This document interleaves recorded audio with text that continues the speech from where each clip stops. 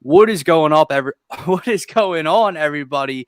Welcome to another edition of Turf Talk, this Sunday morning edition. As always, I am one half of your host, Dylan Davis. You can find me on Twitter at DylanJD98. And of course, my faithful co-host over to my right, Scotty. Give him a follow at Scotty Drown. And of course, Turf Talk is brought to you by DSM Media. So if you're new to us, if you're new to the channel, head on over on Twitter at DSM_media. You can find our link tree in our bio, and we are on every social media and streaming platform possible. So check us out on TikTok, Facebook, Instagram, YouTube, Twitch, Apple Podcasts, Spotify. Scotty, we are on everything. And today is a very, very special edition of the show because it is the biggest Eagles pregame show of the season, the biggest Eagles pregame show out there. And guys, we want to have a lot of fun with you guys, the listeners, the viewers today. So if you want to be interactive with today's show and you just want to comment, head on over to our Twitch, Facebook, or YouTube platform. You can comment there live with us, talk to us. We'll get your comments posted up on the stream. If you would like to pop in the stream, audio or video, the link to join is in the bio. Scotty's in the process of putting it out on our social media as well right now. You can join, pop in for a minute, 5 minutes, whatever. Shoot the shit with us, talk about the game, tell us how, your excitement level, your predictions, your hot takes, everything for today as the Eagles have a chance to clinch a playoff spot. And here it is. Eagles win, Vikings lose to Green Bay tonight, and either the Texans lose to the Niners or the Saints lose to the Panthers. That is how the Philadelphia Eagles can clinch a playoff spot today with a 1 week remaining. Scotty, how are you feeling about that, my friend? Oh yeah, you already know. I'm feeling juiced. I'm feeling pumped. Got my coffee brewing, but we're getting the brews flowing here soon because it is it's a big day in Philly. And I know I talked to you before the show. Don't want to get too ahead of myself, but as I put on Twitter today, I already tweeted it. Eagles game day, do the weekly tweet, and the big thing for me, and I mentioned it in that tweet, was control what you can control. Like if the Saints go out and beat Carolina, if Minnesota goes out and beats Green Bay today, if the 49ers lose the Houston Texans, right? Like control what you can control. That doesn't matter. The Eagles need to go ahead and win what's in front of them. And control their own destiny. They have full control here. They're already in the 7th spot. They just need to hold on to it at this point. So do what you need to do in Philly, right? We're going to be in Washington Football Team's field. Obviously, that's the second home for us at FedEx Field there. And the tickets were dirt cheap. I was so tempted, man, but the COVID shit is like wild right now. So I decided not to since I went to like the last two. But I'm excited to say the least, Dylan. Like I'm ready to see it. And we'll talk about it throughout this show, I'm sure, but this will mean the world for this young core to get into the playoffs this year. Like, I know we weren't trying to get ahead of ourselves to start the season as the season was going on. We had our doubts. No one thought no one saw locking and if you up said you do, you're lying before the season ends. If you thought before the season, you're obviously the biggest like fanboy, like homer pick ever. Or you're just lying to yourself because no one before the season predicted that the Eagles are A, going to make the playoffs, B, could lock up a playoff spot with a week left after this, or C, could possibly win 10 games this season. Scotty, you pointed out a very important thing. Obviously, the Eagles control their own destiny, right? Like they can, as long as they win out this week at Washington and next week against Dallas, they're in the playoffs. Yeah. But all the other situations, the other scenario is how they can clinch it today, and it just seems so perfect. The Eagles play at 1 o'clock. The Niners play at 4. The Packers play tonight against Minnesota, and Minnesota's without Kirk Cousins. It's lining up to just be a perfect day, and that is what scares me, Scotty. But I think we got our first guest popping in now, so if you want to bring them in. Yeah, of course. So we want to definitely give a special welcome to Sam Wagman. I'm sure you all know Sam. Welcome to the show, Sam. How you doing on this fine Sunday morning? I'm doing well. How about you guys? Can't complain, man. Can't complain. I'm doing good, man. I got the coffee flowing. The beer's up next. We're getting ready for this Birds game. But thanks for definitely joining us today, Sam. We definitely want to pick your brain regarding the Eagles this season. Obviously, the big matchup today, but just the I got some fantasy questions too, bro. I'm in the championship today. There you go. All right, let's go ahead and dive right in, Sam. So, the first thing I wanted to ask you, and we're going to ask a couple people that come on today, just, as fans looking in, what was your expectation coming into this season for the Eagles? And I know we talked a little bit at the beginning of the season, but there was a lot of question marks there. So after you saw those first couple weeks of the season, where did your expectations lie? I mean, yeah, there definitely were a lot of questions. Sorry. I think I had them pegged for like 5 or 6 wins. I don't think I was very optimistic at all. And could you really blame us? I mean, this was set up to be a retooling, start of a slow rebuild if things didn't go the way we needed them to with Hurts and Sirianni coming in right away. So I wasn't hopeful. I'm extremely surprised that we're in a spot to make the playoffs, especially with how top heavy the NFC's been this year. I mean, so this is just nice to see. It's nice to be able to enjoy the fact that we're gonna sneak into the playoffs here, most likely. So, because I can't really see us losing today, and I don't really see us losing next week when the Cowboys sit everybody. So, Well, that is the scary thing. When you don't see the Eagles losing, then they lose. The Eagles will lose. But let me ask you this. Scotty mentioned, overachieving and making the playoffs this year. As it lies, obviously the Eagles are going to get the number 2 seed in the first round. And however that ends up, whether it's Dallas, Green Bay, Tampa, the Rams, whoever it is, it's not looking great. But let me ask you, what are your thoughts on just this young core, Jalen Hurts, Nick Sirianni, getting this playoff experience, whether it's only one road game or not, in their first year when no one expected them to be in the spot?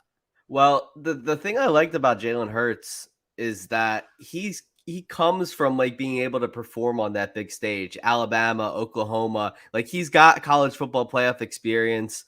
Obviously you can't compare that to being in the NFL playoffs, but it gives you some semblance of feeling to the fact that this isn't just some spring chicken, rookie out here. This is a guy who's been on a big stage before and he's balled out. Like this is a guy who had a consistent history of success in college, and he showed that on bigger stages in the NFL, he can deliver when he needs to. So I have faith, honestly. Even if we go up against these guys, all we need is a puncher's chance, and the Eagles have shown that they can hang with the big guys in some capacity. So if Sirianni coaches a good game and the defense shows up, I think we could be in for something special here.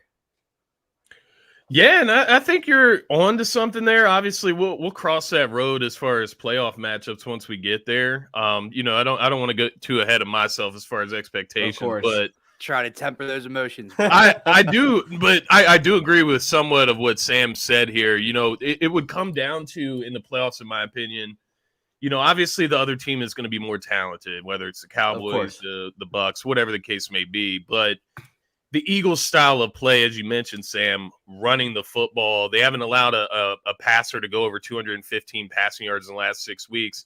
I know it's not, top-level quarterback play, obviously, but that is a pretty astounding stat. So as I look at this Eagles team, they do have the model to have a puncher's chance, as Sam said there, play a clean football game, run the football, control the time of possession. That's the generic view of the Eagles going into the playoffs with an optimistic look. Yeah, I feel you, George. We should not be discussing playoffs play today, but we do have to discuss playoffs and making them. But just looking at the Eagles, I do think this would be incredibly huge for Jalen Hurts, Devontae Smith, Dallas Goedert. All of these guys getting some quality playoff experience as young guys in the league that are finally establishing themselves. Another thing I wanted to ask you about, Sam, and it's more player specific. So I'm looking at Devontae Smith this time. And obviously Devontae Smith sitting at 821 yards. He's like 92 yards from surpassing Deshaun Jackson's rookie receiving record for the Eagles at 912 yards. Do you think that Devontae Smith hits that mark? Obviously, barring health, staying healthy the last 2 weeks. And then what are your thoughts on Devontae Smith this year and then going forward with the Eagles? As far as him passing Deshaun Jackson's record, I think we see that possibly today. I mean, Washington sets up as one of the most pass-friendly defenses in the NFL. And then next week against the Cowboys, again, should be going against bottom string players there. So it presents a great opportunity, especially for us. We're gonna have to start everyone. We don't have the luxury of being able to sit people.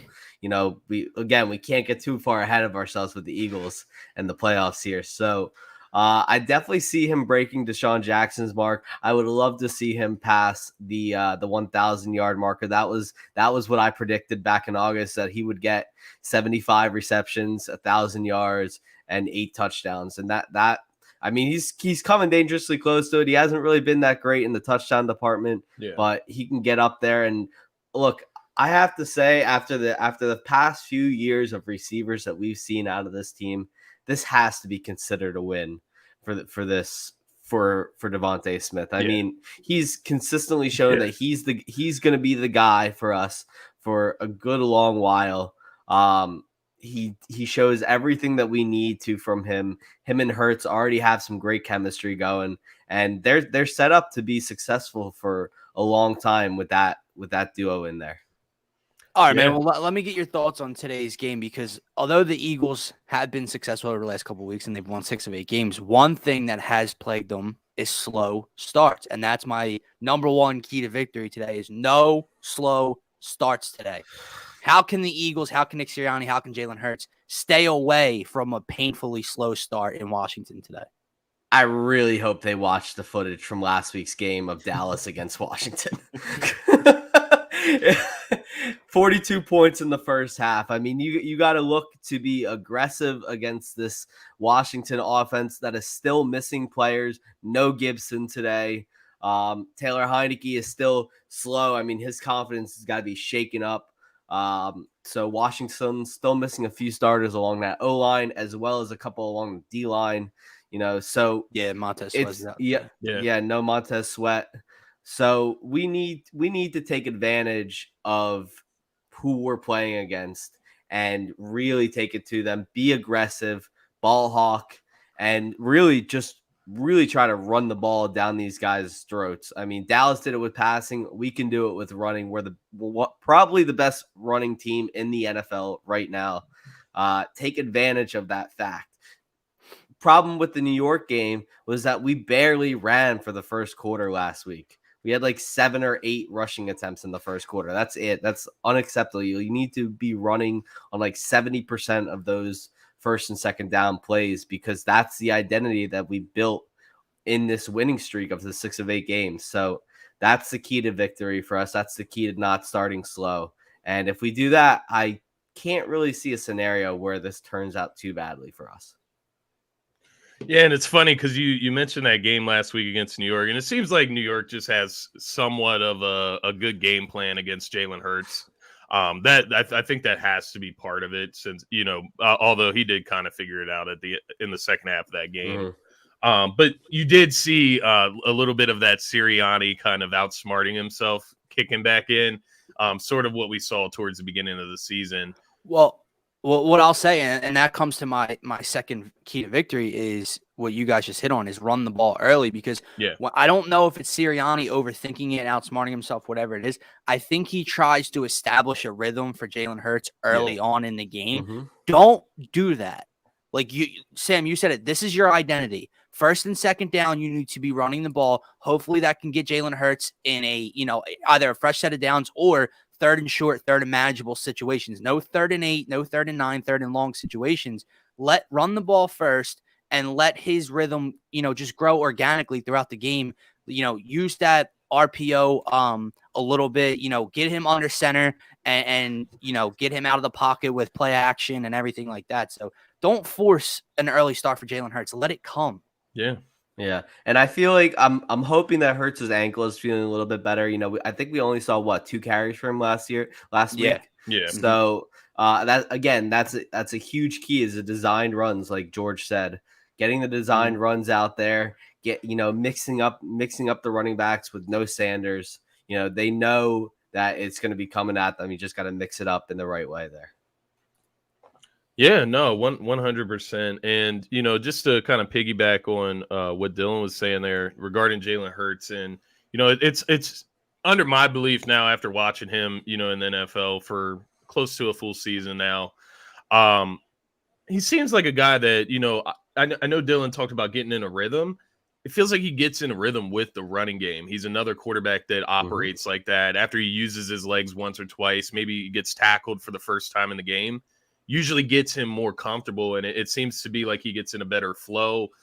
Once he starts using his legs, it's like his legs create that rhythm for him. And you start seeing him make some dime throws. And we saw it last week as well once he got comfortable back there. And he's starting to get used to staying in the pocket as well. Or I shouldn't even say staying in the pocket, but keeping navigating the pocket. Navigating the pocket, keeping your eyes downfield, and trying to get the best pass play of the that particular play. So I liked what I've seen from Hurts so far, but I do think this is going to be a big game for him, and it's going to take a little bit more from him today. I do think. Given that the Washington football team, they do have, I know they've been dismantled in the run game the last few weeks. They still are a top 10 rushing defense, bottom 5 passing defense. So they do need to expose them in the air. But as you both have mentioned, you have to keep it balanced. You have to keep your identity as well. So just stuff to keep in mind. But you mentioned the running back situation. Obviously, Miles Sanders is out today. Jordan Howard's banged up. Who's the other running back that's got an injury? Is Gainwell have an injury? Because I keep seeing 3 active running backs, 2 are injured. Who are the 2? Like I don't think Boston Scott. I don't think Boston Scott's injured. Is he? Yeah, I don't think so either. I keep seeing that maybe 2 he of the was. active running backs are injured, but I'm not sure what the other one that is being referred to. Yeah, no drops. I think that's another huge thing last week, and it seems like there's different stuff each week. But that definitely hindered the rhythm. It's the early drops, bro. Yeah. Like, don't get me wrong. Goddard has been damn near spotless over the last month or so. Yeah. But early in the game, the last 2 weeks, he's had critical drops with just green all in front of him. And it's like, what happens in the beginning of these games? Maybe this slow start doesn't happen if Dallas Goedert catches either of those passes or 2 or 3 of those passes. Yeah, that interception that went off his how does that happen, bro? Most improbable thing. Jordan Howard is active today. Yeah. Thank God. Listen, Sam, before we get your predictions and whatever else Scotty has for you, I do have a fantasy question. So I am in the chip today. Team brutally beaten up. Derrick Henry, D-Hop, Antonio Gibson, Eckler's coming back, but hopefully he plays enough. You know what I mean? Tom Brady versus the Jets or Jalen Hurts? Ooh. Testing my fantasy and my fan love here. I'm gonna go with Jalen Hurts against against Washington here. I don't think Brady's gonna need to throw that much. I still think he will. Evans is coming back off the hamstring. Antonio Brown's got the ankle.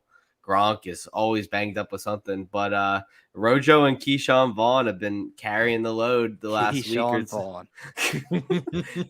makes me ill just to have to say that name in like a fantasy concept, but I'm gonna roll with the Tampa Bay running game here and say Jalen Hurts. All right, we'll lock that in. Yeah, and so I see Jason has a question down here about Jordan Howard. Should I start him in fantasy? If you need to. Yeah. That's what I would honestly, I don't know. It's kind of like a pick 'em in that backfield today. It's going to be very touchdown dependent. That makes me nervous. That makes me nervous to pick between him and Boston Scott. I got a few DraftKings leagues where I'm like picking and choosing where I want to roll. Even Gainwell steals touchdowns from time to time. Like he's gotten in the end zone a couple times this season. So it really is just a pick 'em.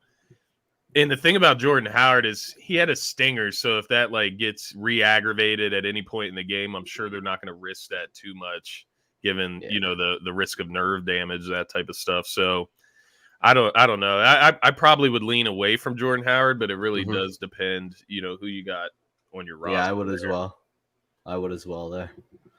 So obviously we want to get into the specific game today. We want to get your predictions leading into the game. How are you feeling about today's game? Obviously, you've kind of hinted around it, at the start of the show here, but like official predictions, what do you got, Sam? Ooh, I'm gonna go Eagles 27, Washington 10. I think this is still a ball control game. I think this is still a ball control game for them.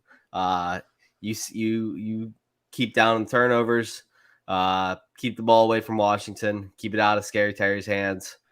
Should be a clean win. Yeah. And that Slay and Scary Terry matchup, something to keep an eye on too. Slay's been locking everybody down, so it will be interesting. I do tend to agree with you. I do think the Eagles win today. I'll wait to give my official prediction, but I do have the Birds winning today. Is this a Cordero Patterson question, Scotty? Yes, it is. That is my mom. She is in a little bit of a dilemma. I believe it is Cordero Patterson, Sony Michel, Darrell Williams from Kansas City. Who's the other one? So she's got Gronk, Mark Andrews, and Mike Evans. So let me just get her roster pulled up here so I can be clear, because she does need help. She's in the championship today in my Bucks league. Come on, George. Why so pessimistic, man? It's blasphemy. Yeah, I don't. Based on what though? Like just like trends in Eagles like history. Like is that what it like? Nah, you know what I mean? Like what makes you troll? Pick against the Eagles there? I don't know. Based on what I've seen, I just don't see it. Like Taylor Heineke is not the guy. Like I know we have our criticisms of Jalen Hurts from time to time. Bro, their D tackles are punching each other in the face on the sidelines. Like, you think this team's like ready to go to battle for each other? Hell no. I mean, it does. Maybe they want to play spoiler. I don't know. Yeah, and that would be the only thing. That's the only thing I'm worried about. Playing spoiler. Revenge for last year. I mean, revenge for last year. We helped them last year. Yeah. So we the did setup help them last year, actually. The setup here, Sam, we got Cordell Patterson, Sony Michel. She has Cooper Kupp and Amon St. Brown at wide receiver, so I think those are fine. But then she has Mark Andrews and Rob Gronkowski at tight end and flex. Obviously, Mark Andrews is a go. Then we got Mike Evans. She's got Melvin Gordon on the bench, and then of course Darrell Williams from Kansas City. So I don't know which would go I'm there. sitting Evans. I want to start Darrell Williams almost anywhere I can. It's a really good matchup. I want to start Sony Michel too. I think I'll probably sit Patterson out of this mix. Yeah, Buffalo still has a decent defense here. Falcons just can't get anything going. Buffalo's fighting to stay in that one spot in the AFC East. I'm gonna sit Patterson. Would you keep Gronk in the flex? Yeah, I think I probably would. Right. Him and AB will be the main focus. And the Jets are woefully bad against tight ends. Scotty, I hope your mom's fantasy team goes off, because 2 of my 3 anytime touchdown scores in a parlay are Gronk and Williams. So I like that. I do like it. I'm definitely getting. Remember Goddard murked the Jets. Yeah, weeks ago. It is true. Yeah. That is true. So that is something to keep an eye on, and that is a great point. I guess, do you have anything else for Sam today, Dylan? I don't want to take up too much of your time this morning, my man. No, I think so. I mean, Sam, I guess the final question is, so you think the Eagles are going to win? That's step one. We're not going to talk about the playoff game, but the scenario to get in today is for them to win. Packers beat Minnesota, and then either the Niners beat I'm just going to throw that one to you, because that's got to be the one today. Niners beating the Texans, not the Panthers beating the Saints. So do you think the Eagles clinch a playoff spot today? I do. I think the Vikings, no Kirk Cousins, will falter, and I do think Trey Lance comes up, wins. I think this would be his first win as a starter, so it's got to be big for him. Texans have looked good, but they're not that good. Police, bro. The Chargers should not even 1-2 in a row for the last 2 weeks. Building some steam. Yeah. Get the hell out of here, Davis Mills and Rex Burkhead, please. All right. Oh, yeah, crappy weather in Buffalo. All right, man. Well, Sam, thank you so much for hopping in and giving us your thoughts on this pregame show. Guys, if you don't already, go give him a follow on Twitter at Swagman95. Sam, enjoy your Sunday, brother. Thank you, We'll boys. see you soon, bro. Peace, man. Peace. All right, man. So, guys, that was Sam Wagman, fantasy guru. And so if you have any questions fantasy-wise or DraftKings-wise, I would or message Sam because he is the way to go for that. Scotty, he said a lot of things there. Before we get our next guest, whenever they decide to pop in, let's talk about this game today, man. I have 3 keys, and we basically just glanced over all of them. No slow start, run the ball early, and win the turnover battle. And I think those 2 things go into no slow start, Scotty, because what you've seen the last 2 weeks against the Washington football team 2 weeks ago, and then the Giants last week, was not running the ball early, trying to establish that rhythm for Hurts. And the first 2 possessions of both games, I believe, were turnovers, correct? The Washington game on Tuesday was the freak interception and then a fumble. Yeah. And then for Hurts against the Giants, it was it would have been an interception. Got overturned. Turned into a punt. And then a fumble. All those things go into a slow start. Yeah. You can't have that today. You can't. What you cannot do against this team, Scotty, right? The Washington football team's lifeless right now. I know they're a division rival. They're at home. It's probably going to be more Eagles fans than Washington football team fans, but whatever. They're at home. They're a rival that, they want to play spoiler, right? But they're dead in the water. Their playoff hopes got eliminated last time you played them. Then they gave up, 56 to the Cowboys last week, right? Their defensive tackles are fighting each other. You have, and again, I said Montez Sweat earlier. Horrible reason why he's out. Yeah. So prayers to him and his family. But Montez Sweat's not there today. Obviously, they lost Chase Young earlier in the year. Taylor Heineke's not. Antonio Gibson's not playing today. This team is so lifeless. What you cannot do is allow them to stick around. What did you and I talk about with the Raptors game when we previewed it? You cannot let an undermanned or a lifeless team hang around, a team that's not as good as you, because you cannot give them any hope late into the third quarter, into the fourth quarter, that they even have a glimmer of a chance to win this ball game. Put them away early, and how you do that is by doing those 3 things. Don't start slow, don't give them short fields, and don't get down early. Yeah, because as you let the Washington football team hang in this game today, if they decide they want to do that today, and them being the Eagles, the longer they hang around, obviously, the more confidence they get, and the more they are feeling like they can be that bracket busting type of performance, or obviously kick us out of the playoffs. So they are going to try to do that. They're going to try to pull it out however they can today, but the Eagles ultimately have the more healthy team, and I think that's going to come into factor here. And then, obviously, I think we have the better quarterback situation, which was a discussion at one point in this season, Taylor Heinicke or Jalen Hurts, which is actually funny to look back on now because, as you mentioned, Taylor Heinicke, and I 100% agree with all your points. I just want to throw that out there before I move to Taylor Heinicke. But I was doing some research on him. Obviously, he's never played against the Eagles before in these last 2 seasons. Right. He hasn't played yet. As I was looking into just some Washington football team coverage, some of Ron Rivera's interviews regarding Taylor Heinicke, he actually said today that if he struggles early on, he's gonna put in Kyle Allen. So they're at that crossroads. Them being the Washington football team of what route do we go in? Obviously, they don't have a quarterback for the future on their roster if they're, considering benching Taylor Heinicke right now.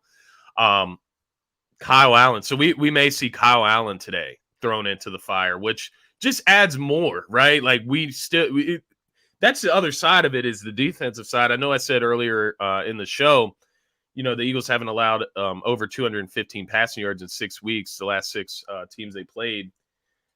This is another one of those games. You're either Heinicke or Kyle Allen. You can't give up a bunch of passing yards. You can't give up a bunch of big plays. So that's what I'm looking at. The defense got to get pressure. And on the other side of not having a slow start, not turning the ball over, get turnovers, get short fields for your offense, give them good positions. So that's what I'm looking at. And I just wanted to comment on George earlier comment here, because I definitely get what he's saying. It is. I get it too. I want to touch on it too. I definitely know what he means. And so, because I don't mean to rag on George, like I just no. I'm not ragging. It's just a back and forth. Yeah, there's no ragging or anything. But I wanted to touch on this because I get what he's saying. because I do see it on Twitter. No one thinks the Eagles are going to lose this game. And this is, I said it earlier in the show, like jokingly, but this is where the Eagles lose. It's not overconfidence. If you watch and hear enough of me talk about this Eagles team, I am the polar opposite of overconfident in this Eagles team. I just think that they're a much better team than Washington right now. Washington is depleted defensively. They're out of the playoff mix at the moment. They'd have to win out and have a bunch of things go for them. They're fighting on the sidelines after letting up 56 points. They can't stop the run. The Eagles are just a better team. That's why I talked like I did with the Sixers Raptors. The Sixers were just a much better team. They should win that game. I feel that way with the Eagles. What I'll say is, George, though, is it's just funny, Scotty, because yes, the entire fan base is feeling that way about this game, which is my mindset. But George's mindset is also a classic Philly mindset, which is that Negadelphia, we're going to lose this game. It's always us. Like when we think we're going to win, we lose. But this is the perfect comment. How we approach this game will tell us a lot about the coaching staff being able to keep the team focused and grounded. 110%. I don't think this game is going to be a blowout by any stretch of the imagination. However, I didn't think last week was going to be a blowout. I thought the Eagles would win by a touchdown, maybe. They'd beat the Giants. They whooped the Giants' ass after whooping Washington's ass. Yeah. So if they come out today and whoop Washington's ass again today, then I think this coaching staff has really found something. Because at the end of the day, it's 3 straight games against division rivals with playoff hopes on the line, and you come out and whoop their ass all 3 times. That says something about you. Yeah, and I think that's the other side of, kind of what we've been talking about a little bit over the last few weeks. You're right. You're right. That loss was inexcusable. Yeah. Inexcusable. I get it. But, just as far as what we've been kind of talking about over the last few weeks, like level of competition for the Eagles defense, yada, yada, yada. At the end of the day, these are still division games. These are still games that are filled with pressure. Obviously, it's not as much pressure as some teams that have higher expectations, but the Eagles still in their minds want to make the playoffs. They still look at their road and they understand each game is going to mean the world to them towards making the playoffs. So pressure, division rivals, that creates competition. It creates a competitive setting. So I'm not going to take too much away from this Eagles team, despite the lack of competition per se. But I definitely get what everybody's saying. It is one of those games where you have to be on your toes. You can't come it's in scary, man. Underestimating Washington football. We have everything to lose. Washington football team has nothing to lose. I think that's the biggest thing, right? Like, obviously, we're not going to be kicked out of the playoffs per se by losing today, but it does dwindle your chances a good bit by losing this game. Yep. So that's what we have to take into account today. Something I wanted to kind of get at today, just in the downtime in between having people on. Obviously, we talked about Devontae Smith earlier. He's the wide receiver 1 of the future. We already talked about all his statistics, what he needs to do to eclipse certain marks today. But I'm looking at Dallas Goedert. I had some time yesterday to do some extensive research on him and kind of his performance, and really just dig in, right? Like I really wanted to go back and look at Zach Ertz early on in his career and kind of compare the two. Now, obviously, Ertz played a few more games. I think Goddard's biggest flaw right now would be the availability. He's missed 9 games in 4 seasons. Doesn't seem like that much, but it's definitely been a little bit in the last 2 seasons, it's felt like. Only 1 game that missed this season, though, so that is something to notate. But looking at Dallas Goedert right now, just in this season, so he's 13th amongst tight ends in receptions with 50. He's 14th amongst tight ends with 69 targets. He's 5th amongst tight ends in receiving yards with 759. He is 2nd in yards per catch at 15.2 yards per catch. And then he has 4 TDs, which obviously you know how that goes amongst rankings. As far as his averages on the season, he's on pace for 867 yards, which would be a career best for him. And so what that inspired me to do is go and look at Zach Ertz's first couple seasons, see which one of his first 4 seasons were his best, just to kind of be fair in a sense. So 2015 was Zach Ertz's best season of his first 4. And so he had 75 receptions, 853 yards, 2 touchdowns in his 3rd season, which was 2015, 15, excuse me. And then in 2016, so that's the thing with Ertz is consistency early on, which is what Goddard has to build here. So Ertz, obviously, in his fourth year, 78 receptions, 816 yards, 4 touchdowns. As I look at them, and why I say they're in good company is because if you look at their first 4 seasons combined, Goddard is right on the cusp of Zach Ertz type of numbers. And when we think of Zach Ertz, we think of an all-pro. We think of a potential Hall of Fame tight end, right? So when we're comparing these numbers, we have to keep that in mind. Right. And I do think that this somewhat gives a light to how good Goddard can be in a full role. So Ertz in his first 4 seasons, 61 games, 247 receptions. We already know he's a possession receiver. 2,840 receiving yards, 13 touchdowns. So he played 5 more games than Goddard. Goddard only has 56 games with 2 games to go, of course. 187 receptions, 2,224 yards, and 16 touchdowns. So you look at the numbers, he's right there. He's very much in good company with Zach Ertz as far as Eagles history with tight ends. And this is all, keep in mind, with Zach Ertz on the team the last 3 years. So him getting his full-time duty this year has been a sight to see. But definitely want to pay homage to Zach Ertz, of course, as always, as we will do throughout the rest of our lives. You know what sucks, man? Is that dude, got the trade when things were looking, dim in Philly, right? This season, Eagles weren't looking to make the playoffs at the time. The Cardinals are this undefeated team or one-loss team rolling down opponents. I know, man. And now, they're looking kind of lifeless in Arizona. What I will say about Goddard this year, though, Scotty, you put out those numbers. And I think what you have to take into account that's pretty special about this season is how up and down it's been for him. Yeah. How long it took Sirianni and this offense to get him involved. Like, there hasn't been too many games where Dallas Goedert stood out. There's been probably like 3, right? And these are recent games, by the way. And he's already around those numbers. And when you get the averages of him against, the other tight ends in the league, that's pretty damn special because if I had to go down his game logs, I'm sure you'd find 1 catch for 12 yards, 2 catches for 9 yards, a handful of times. And then, of course, you have the 100-yard game, the 100 and whatever yard game, and 2 touchdowns and 1 touchdown. So that kind of evens it out. But if he was if they found a way to get him involved all season long, who knows where he ranks statistic-wise against the rest of the league. And, the similar things could be said for, Devontae Smith as well, getting him involved every single game. 100%. And I think as we look at the Eagles, from a futuristic perspective, that's one of the things that they really need to solidify in the future. And maybe it's next season, right? Like Sirianni in his second year getting the hand of things.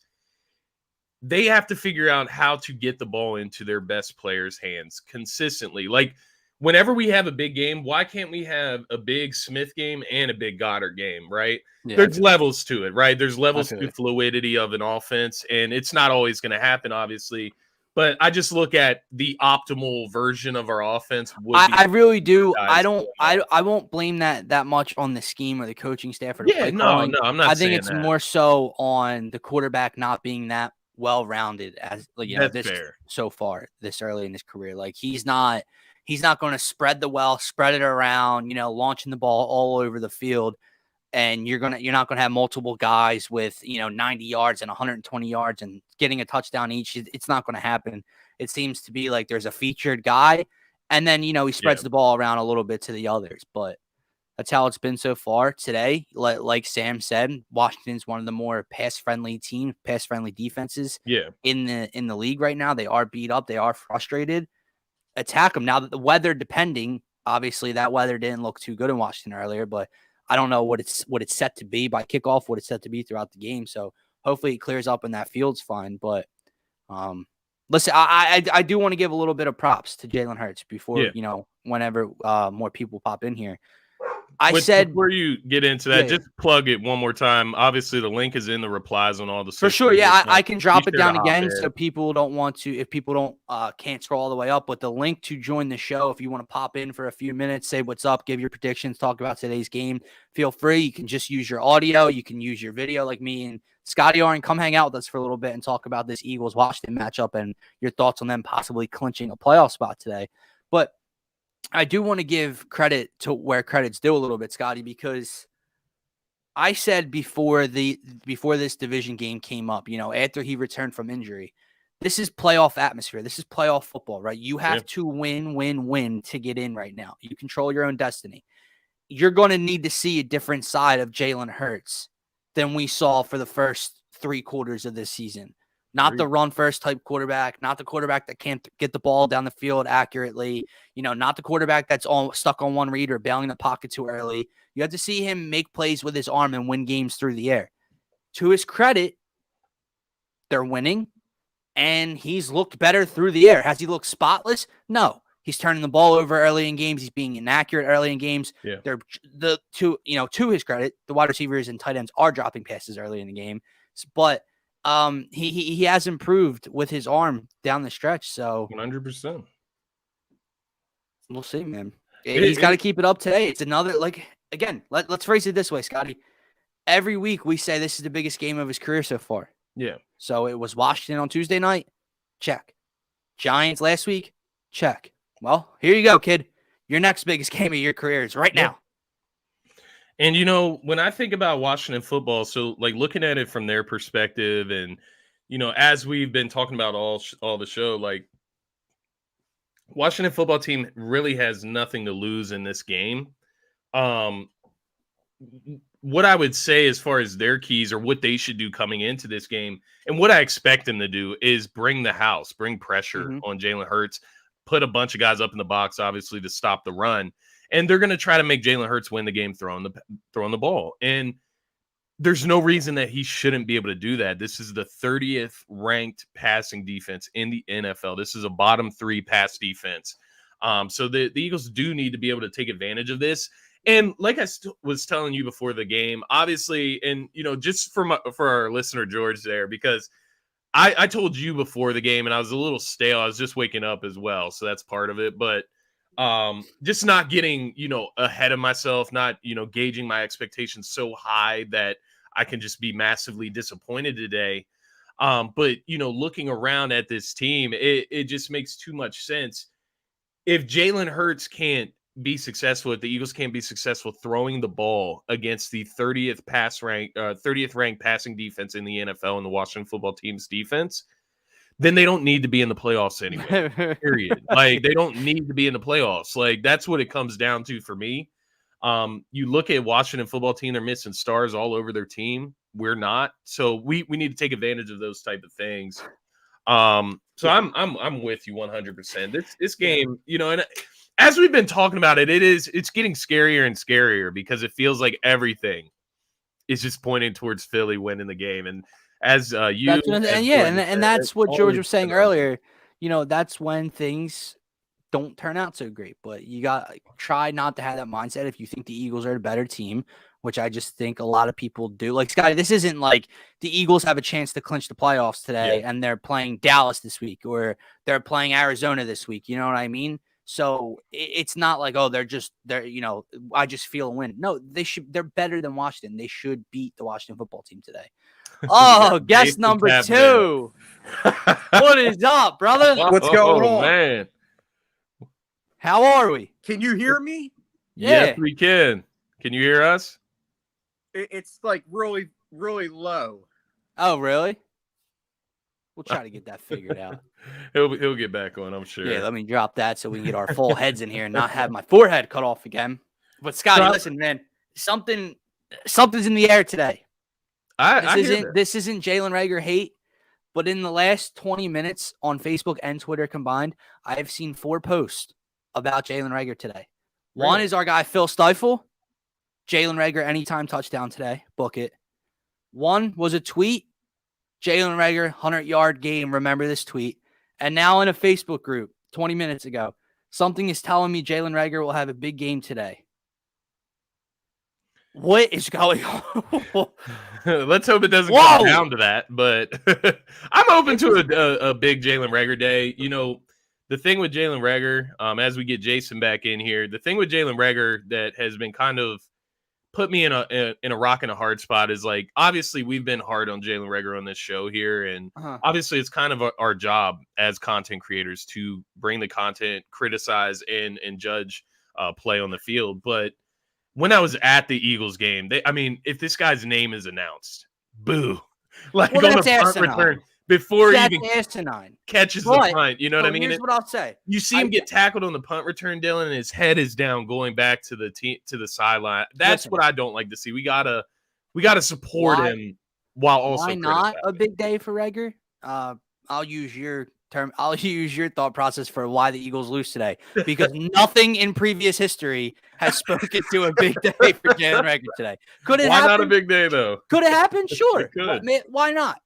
I don't foresee it. And what I'll say, and I've seen George tweet about it as well, and you're right. There should be no personal attack, name calling type of stuff on social media. That's ridiculous, right? There should be no booing when he gets introduced, no booing when he runs out to return a punt. But when the dude catches a punt and runs 6 yards backwards for negative 6 yards, definitely. If I paid to go to that game, I'm going to boo. If I, pay to go to a game and he drops 2 potential game-winning touchdowns within 10 seconds, I'm going to boo. So it's like it's the conundrum. There's like a fine line, right? And that's fine, but they've played bad defenses for the last 2 seasons at times, and he's done nothing. Like, I don't get that. I don't get. Listen, whatever, man. People, you have your own opinion. It's just a feeling. But like, I don't get how you could say that you feel the Eagles are going to lose, but then question why Jalen Reagor could have a big day. Sure. And I'm going to look like the world's biggest asshole if this dude goes for 110 and a touchdown today. But nothing, Scotty, not a single ounce of a game or play in 2 seasons has pointed to Jalen Reagor is able to have a big game today. The only thing I would say regarding Reagor and like a big day is just that in the last 2 games, he has made a play or He's made 2 strides. that has showed positive progression. But it's to say like a huge day for Reagor, I think that's a little extreme. We'll see though. How we doing, Jason? Now. No. Is he frozen? Yeah. Hold on, let's get him out. Love technical difficulties on Turf Talk and DSM here this morning, but no. Scotty, can I say something? Yeah, of course. Jalen Reagor's having a big day now, right? Of course. like it's coming out. Hey, good for him. I hope so. I hope so. If he is, but I get it. Like, what makes you just wake up and be like, yeah, Jalen Reagor today? 100 yards. I'm sorry, I don't know about that, but I get George's. What's a big day for Jalen Reagor? Is what one is a big catch? I would say, I get that. I get that. I'm just saying, like, big day for Reagor for me would be multiple catches, maybe like 50 receiving yards. Like, that's a big day. That's a positive progression in the development of Jalen Reagor. Like, it's very simple for me. And you remember week 1 versus Washington last year on like big play. 3rd and 18, Wentz launches one down the seam, Reagor first down for like 55 yards, something like that. Give me one of them. Yeah. And I think a punt, something. That's what we wanted from Reagor in the first place. I don't think any of us, came into the idea of Reagor last season. Obviously, we can talk about Justin Jefferson for years and years down the road, but Jalen Reagor, when we drafted him, I don't think anybody that was looking at the upside of Jalen Reagor was thinking wide receiver 1, possession receiver. That's not his style. He is a gadget guy. He's a guy for big plays. And that's all we wanted to see from Reagor. And I think, the confidence, everything is kind of split. And again, this is a Tobias Harris conversation as well, Scotty. Fair. Jalen Reagor didn't choose to be picked number 20th overall in the first round over Justin Jefferson. That's Howie Roseman's mistake as of right now, right? Just like speed. That was the big thing in that just draft. Like Tobias Harris didn't choose and pick his max contract. He was given one and signed it by the 76ers, right? But again, regardless if you're picked in the first round, regardless if you're picked in the 6th round, if a ball hits you in the hands with 10 seconds left at the goal line and you let it go off and you drop it, or you beat a defender down the sideline for a game-winning play, and you missed the catch with your eyes closed and it hit you in the face mask, yeah, I'm gonna complain. Maybe I'm not gonna put that argument to bed. However, I'm not gonna put this conversation to bed. But anything in his control has been a negative as well. Yeah, punt returning, when passes hit him in the hands, route running, everything just screams like this kid's. Yeah, I get it. Maybe, I don't know. I get what George is saying there. Let me phrase it. Always going to be in the back of my mind. I work at Rally House. Okay, we sell Jalen Reagor jerseys. I've been working there just for a few months. I've been there since the beginning of October. Ask me how many Jalen Reagor jerseys we've sold, Scotty. How many? None. That's insane. How much are they? Are they regular price? Oh, they're regular price. I've rang more Carson Wentz jerseys up on sale than Jalen Reagor jerseys since I've worked at this store. Hold on. Can you hear me? I can hear you. There you we hear me? No. Sorry about that. Nah, you're good, man. We're just happy to have you. I don't have my normal setup, so that's why I was having issues. I tried to come on my phone, and then it was like I could barely hear you guys. So anyway, I'm here. Give it up for Jason, everybody. What's going on, guys? Not much, man. How you feeling, brother? How was your New Year's? I didn't do anything. Yeah, I didn't do much either. I had a nice seafood Alfredo though, Jason. I had some scallop shrimp, and then my girlfriend made lobster tails for us as well. So we just did it big on the food end. Had some martinis, some Clementine martinis, and just relaxed. You're bougie.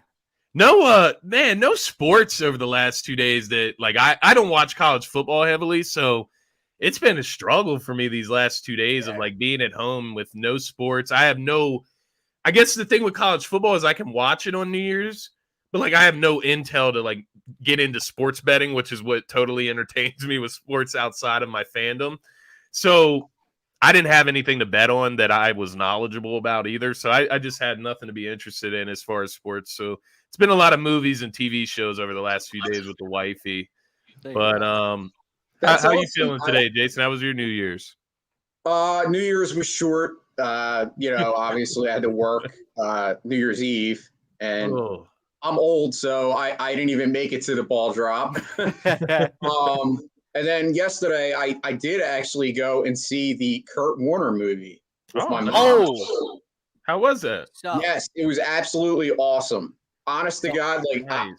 I never realized the whole truth, the whole story of it. So I'm not going to obviously say what it is, but you guys got to see it. I mean, it was phenomenal. The funny thing about the Kurt Warner movie, when I was growing up, my grandpa he's an Eagles fan, but he always loved Kurt Warner. He's got 3 different Rams jerseys of Kurt Warner, right? Loved them.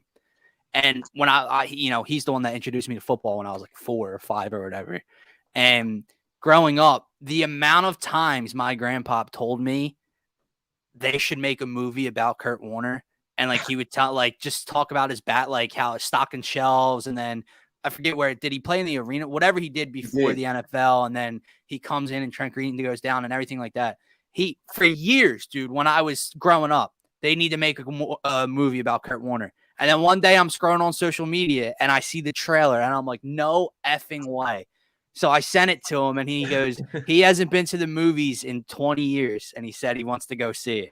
See, guys, so I might have to make that happen. And you know what's funny for me regarding that movie is one, I'm not I don't have huge in-depth, history knowledge of Kurt Warner's career. I didn't even know that he played in what was it? Arena? Was it arena football? I think he played in the Arena League. Yeah, so I had no clue that he came from the Arena Football League. So I was watching the trailer and I was getting all of this detailed information, which actually interested me because at first I was like, man, this looks corny as hell. Why the hell are they making a movie for Kurt Warner? And obviously as I did my research, got more background info. Obviously I remember the Rams in the golden years there towards the beginning of the 2000s, but it is an interesting story. I will definitely check that out after hearing your recommendation there, Jason. Yeah, But, I mean, honestly, it was a tearjerker. Like the Yeah. actual story is I get that from the trailer, honestly. really very, very it's an unbelievable, like you mentioned Urena League, but you'll see some other things that I didn't even know. And it was actually well put together too. You know how sometimes these sports movies come out and they're just not, they're cheesy. It was definitely, I mean, I give it an 8 out of 10 rating. I mean, it was definitely worth it. So you guys are going to enjoy it. Obviously football, it doesn't have a ton of the football in the movie, but because it's more of the story, but it was definitely phenomenal and well put together. So check it out. So as we got you on here, Jason, and I came across a little bit of an idea just to keep it fun today, guys. And, bear with me, obviously. And Dylan, you can be involved in this as well. I was thinking just a little bit of an over and under type of setting here, where I just go down a list of guys for this Eagles-Washington football team game today. And you guys just tell me if it's over or under. I'm going to give you a set mark, and we can just go through a list of players here for the Eagles and Washington football team today. So the first one I want to start with is our guy, Jalen Hurts, right? QB1 for the Philadelphia Eagles. Over or under 50 rushing yards for Jalen Hurts today? Who's going first, Dylan or me? You can go. I got to think about this one. You rat it out, Jason. Okay. I'm going to go with the over. I think this is a game where he actually, he's had another week of rest on the ankle. I think not having Miles Sanders, he's going to have to do some running. I'm not that Boston Scott isn't capable of being a good running back, his backup. And if Jordan Howard plays, obviously he's going to pound the rock. But to me, I think you almost have to let Jalen Hurts use his best abilities. And obviously, we want him to be better as a passer. And, Dylan and I have kind of had some disagreements, but I've come to the realization that I'm still not, ready to anoint him. He hasn't shown us yet that he's definitely the long-term answer, but he has improved. But to me, for Jalen Hurts to be at his best, he needs to run the ball. And it's the same thing that I saw with Donovan and even Randall. Like, they always wanted these guys to not run. And it's like, come on, man. Like, running is his best suit. So I think it's an over today. I think he has actually. I'm not saying he's going to have 100 yards, but I think he goes over 50. He definitely scores a rushing touchdown. Yeah, man. I guess I'm going to agree here. I'm going to go Jalen Hurts over 50 rushing yards because coming off the down week last week, right? 2 carries for 2 rushes for 7-9 yards last week. Another week of rest for the ankle. If that weather is kind of slick out in Washington today, and he's not as accurate or effective through the air, he's going to pull it down and he's going to take off at times. And when it comes to Hurts, and like we said, Scotty, this soft pass defense, right? All it takes is one defensive breakdown, and he can pick up 20 yards on the ground, 25 yards on the ground. So 50, I'll say over, but I won't say over by much. Like he's not going for like 80, 82 yards today. I like it. I honestly like both opinions here. I do think he's best when he uses his legs, and I do think he might have to do it today. As we mentioned earlier, they have one of the worst passing defenses. They do have a top 10 statistical rushing defense, which has kind of fallen apart over the last few weeks. Yeah, exactly. So I think he'll be able to get out of the pocket, make a few big plays. A lot of those defensive linemen missing for the Washington football team there.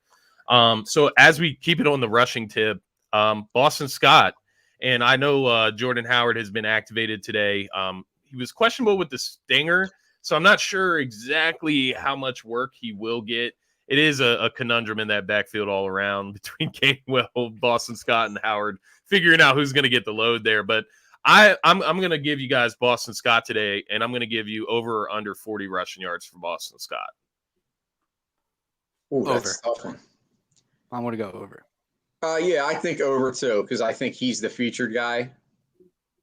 I think they're going to continue. Like, if you look at the trends and what they've done, even when they've been as a committee, you've had most guys averaging like 40 or 50 at the other two, and then obviously Miles the last week went over 100. The week before he had 90. So I think 40 is easily attainable. George saying it's a Gainwell kind of game. Under 40 for Boston Scott. I mean that. I just think it's over Gainwell. because I just think it's over because even if he touches the ball 11 or 12 times, I think he's going over that mark. And I think he's going to have to because Jordan Howard's not going to get the ball 18 to 20 times. I think both guys, I think Howard might have 15, 16 carries, and then Scott has anywhere from like 9 to 12, something like that. And I think with that number, he'll get over 40. What I will say about Jordan Howard playing, though, guys, is, listen, I know you're limited with the Sanders injury, and you need to win to even get in. So, like, it's tough. You want to play him. But you better only be playing him if he's 100%. Yeah. Because you risk losing him in this game. Who the hell, like, in general right now, who really like if they make the playoffs, we're most likely going to lose anyway. What the hell happens if we head into the playoffs with Boston Scott and Kenny Gainwell as our featured backs? Kerryon Johnson's going to get called up. Yeah. No, Dylan, you make a great point. I do think I did hear Sirianni mention that he feels very good about Jordan Howard.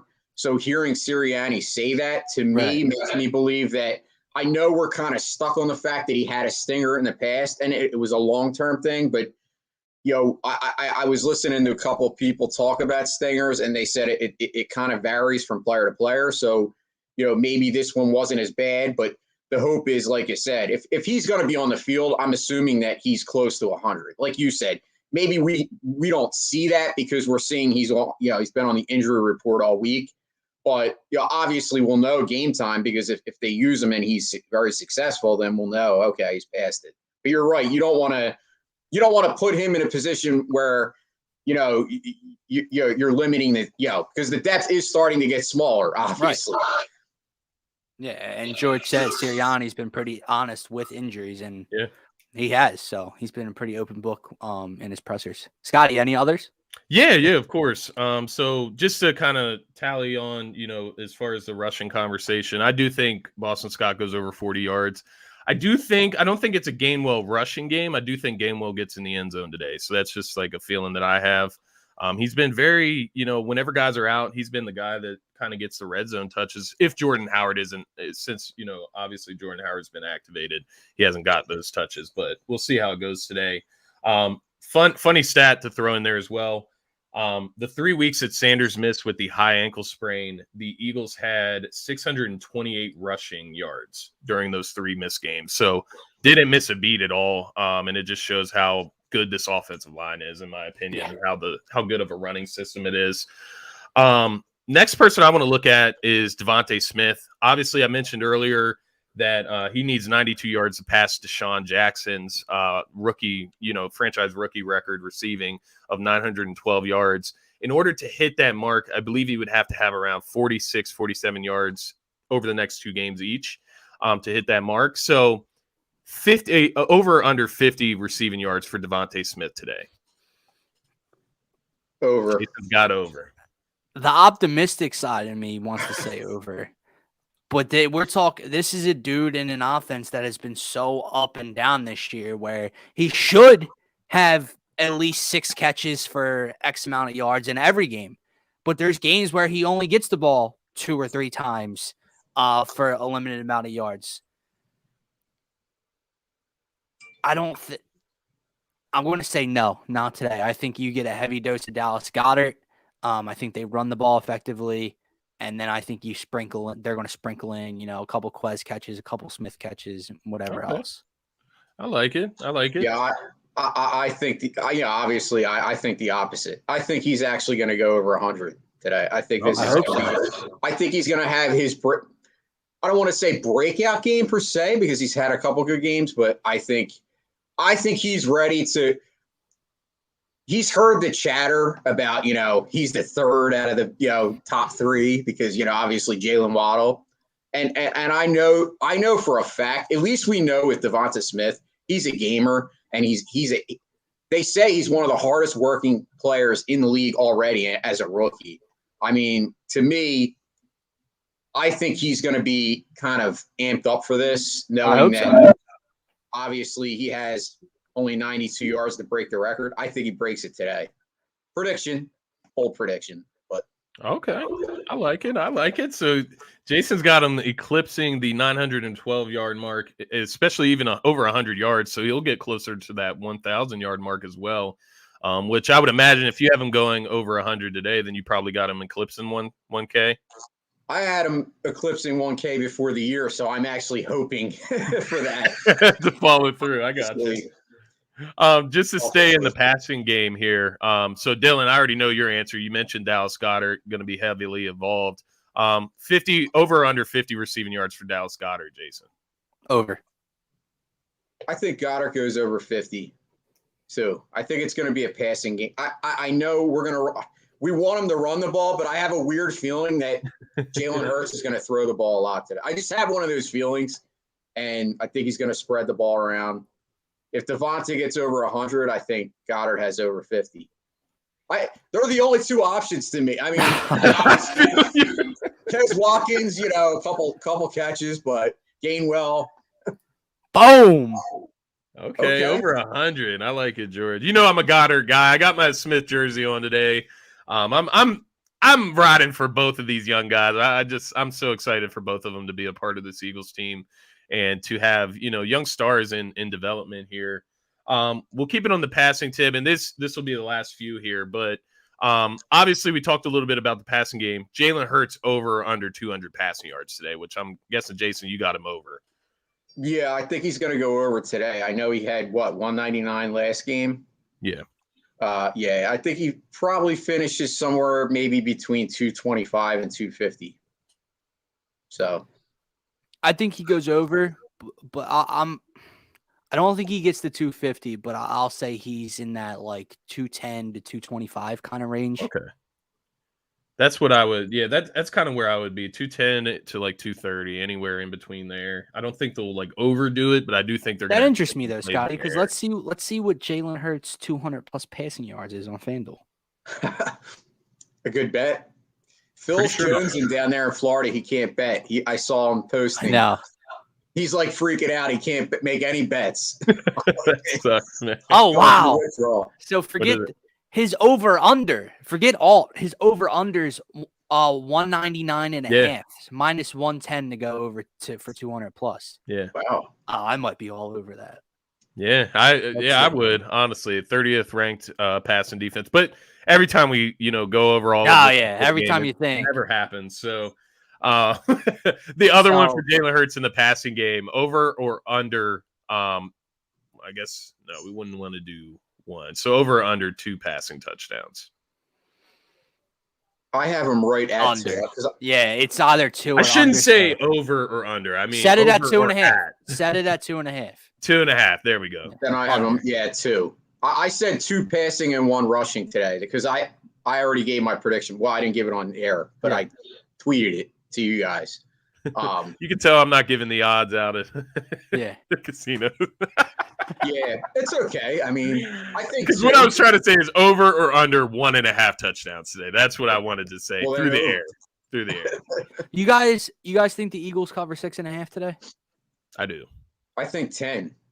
All right. Well, let's Eagles minus 6.5. Jalen Hurts 40 plus rushing yards. Jalen Hurts over 199.5 passing yards is plus 384. If you were to bet 50, you would win 192. Oh man, I might lock that in. Yeah, why not, man? How are we feeling? How are we feeling for a Jalen Hurts rushing touchdown? He had 2 in. Listen to me. Listen to me right now.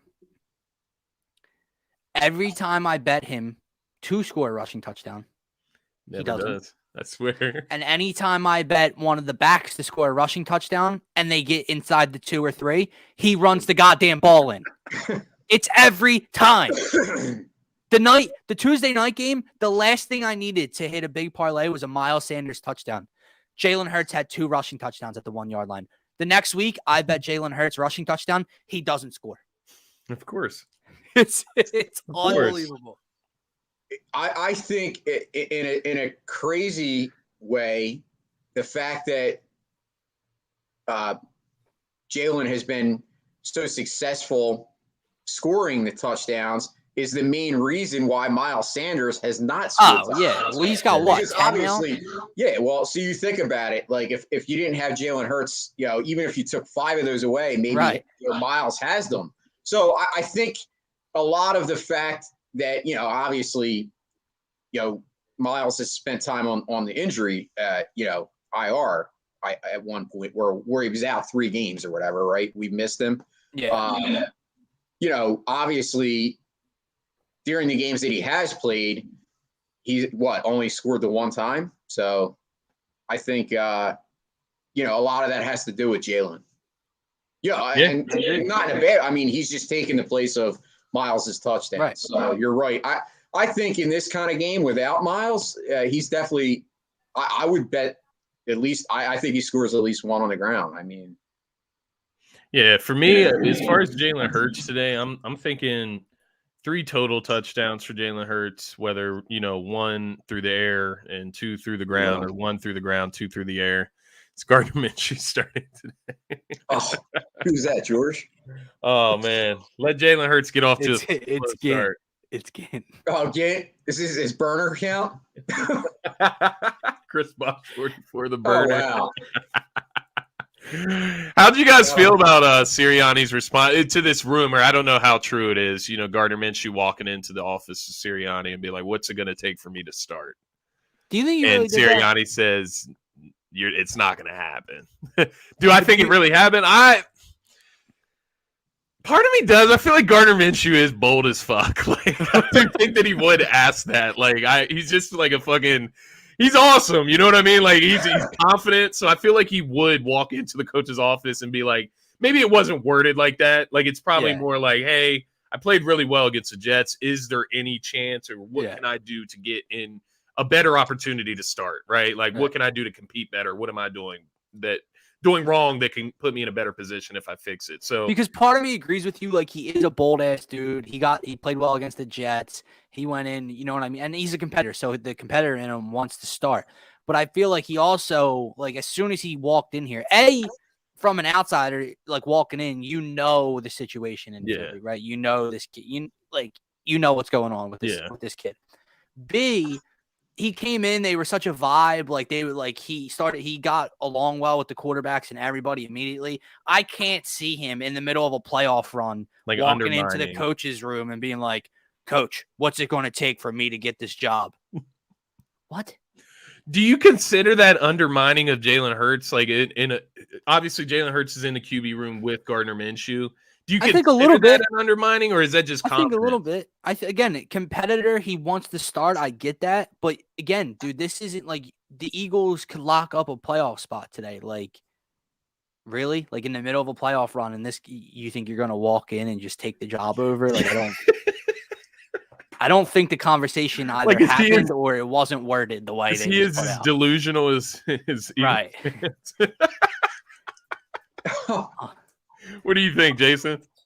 I mean, I agree. I have to agree with Dylan. I think it is kind of undermining Jalen Hurts. Like, either way, yes, okay, it signifies that he's confident, and that's fine. But it's one thing to be confident, and even to be a straight up prick. Yeah. And even if he at the end of the year went to Sirianni and said, "What would it take for me to become the star?" That'd be a little bit different. To do it like the week that you just played against a god awful Jets team, and yes, you did perform well, but to me that is undermining, especially when Jalen is so supportive of everybody, and that would be like me going to my boss and saying, hey boss, I want the other assistant's position. It's above me. Like I'm better than them. Like, what's it going to take for me to take his job? First of all, it not only undermines it, also like Dylan said, like it could interrupt that camaraderie in that locker room of the quarterbacks. Like, and you don't want to do that. 100%. Yeah.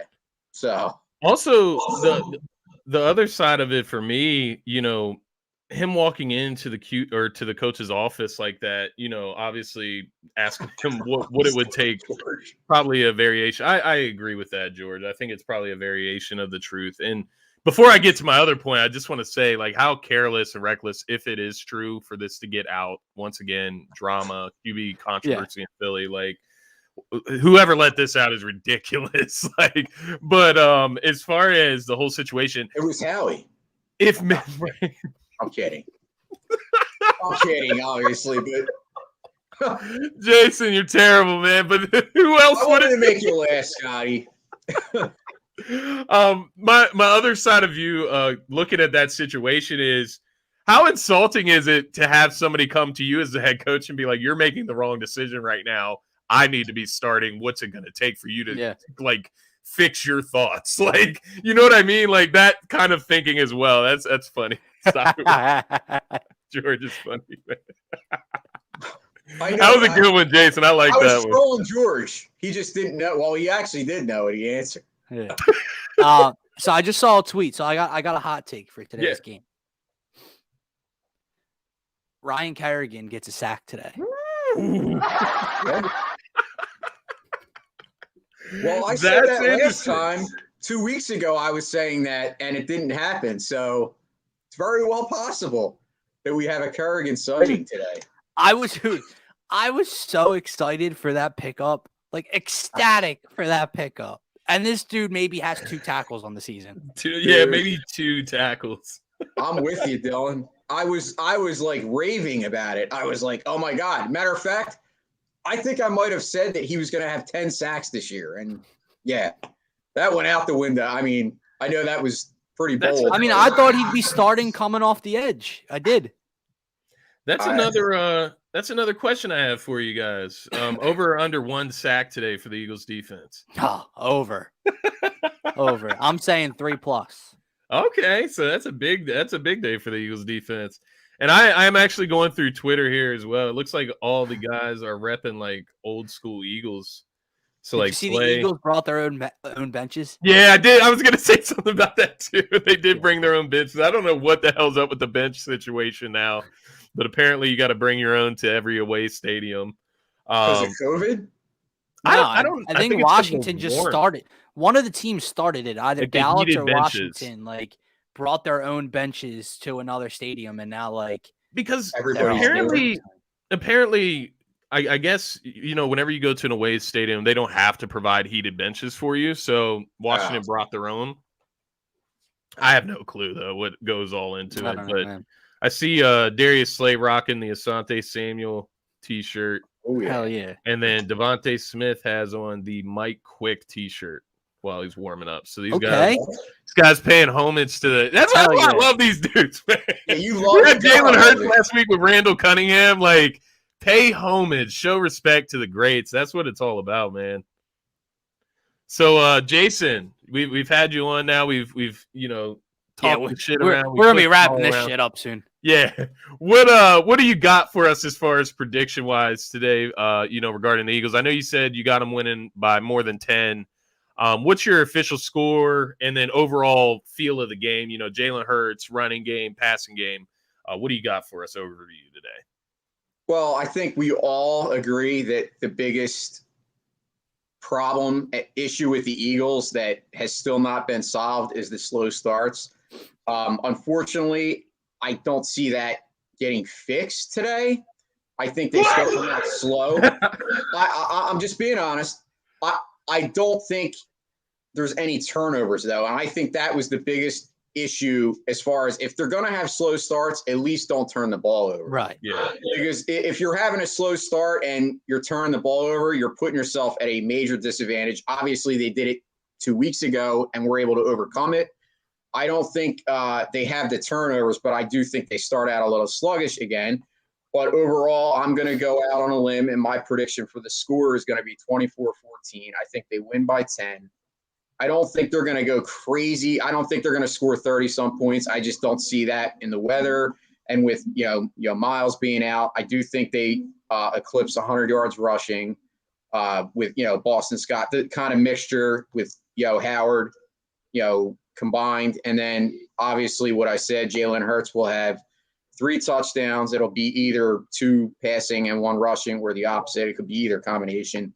I see 3 touchdowns for Hurts, and I think the defense overall plays a good game. I think one of those touchdowns will be late for Washington as far as garbage time. So that's where I'm at. And we get the W, and hopefully with the other scenarios, we clinch playoff today. Setting up for it, man. Which scares the living hell out of me, but it's setting up for it. I would love nothing more than a peaceful Week 18 next Sunday. Relax, kick back. Don't have to stress over, will they make the playoffs or not? Take care of business today, dude. Like that's what it comes down to. Again, it is Jalen Hurts' biggest game of his career now. Obviously, that Tuesday night game was, then the Giants game. Now it's this one. How will he perform on the road? Divisional rival, iffy weather. It's playoff atmosphere, so hopefully the kid balls out again. I agree with Jason. I think they eclipse 100 yards rushing. I think Goddard, I want to say 100, but I'm going to say Goddard at least goes for 90 receiving yards today. And touchdown score. Who do I like to get in today, Scotty? Oh, I was right with Greg Ward before. Jordan Mailata. No, I'm kidding. Let's see. Who do you like to get in today, Scotty? So I mentioned earlier, I feel like Gainwell gets in. Now that one is more of I wouldn't throw that in your parlay. Like that's just a gut feeling. The odds are against you. But I do have a feeling just picking a name out of the hat in that backfield, I do think Gainwell gets in the end zone. My for sure, as far as what I would go, are you going to fight me on 10 yards? No, I'm not fighting you. My bold prediction, I don't want to say 100. That's a lot. So I want, I don't know. It's funny, man. I see like 90 something, 6 catches. I don't know. No, as far as who gets in today, I could see Goddard getting in. He had a big day against Washington football team last time. Didn't get in the end zone in that game, so I think they could reverse it and get him in the end zone today. I do think I would slam the Jalen Hurts anytime touchdown. I think he is going to rush one in today. Like I said, I think he has 3 total touchdowns, at least 1 on the ground. As we mentioned, the running back situation super shaky. I think I might go with Jordan Howard. Jordan Howard, man, the only thing with Jordan Howard that worries me, and I know Jason, kind of hit on the stinger injury report, is if he leaves the game early. Like that is my only worry, with him not getting in the end zone, is that he just may not get the opportunities down the stretch. Like if they get out to a 2-score lead, are they going to keep pounding Jordan Howard out there? I don't know. But I can see it. As far as the running backs, it's you can pick them, right? I think Jordan Howard has the best odds to score out of the running backs, but you're kind of picking in the blind there. But as far as I do think Hurts gets in, and then Hurts, I would take the over 200 passing yards with Hurts. I think he does get, like we said, anywhere from 210 to 230 passing yards. I do think I think we see a little bit of a Goddard and Smith split today, kind of what I've been wanting, and it's kind of what I have written down here as far as my keys to the game. Get both of them 5+ targets today. Let's get them both involved heavily in the offense, and let's see what this offense looks like at full capabilities, right, with those guys booming at the same time. So I'm hoping to get, a solid 40 to 50 receiving yards from each of those guys, Goddard and Smith today, hopefully 5+ targets. And I do have the Eagles winning. I won't lie to you. When I made my score prediction yesterday, I had 31-13 written down. Now I'm hearing you guys' scores. It's kind of tempering my expectations as far as points. I do think Washington football team will play us tough at first. I think it will be a close game, at least for the first half. Score projection, I hate to pick 27 again, but it's just like this number that is like stuck in my head right now, 27, and I'm kind of vibing with 27-14.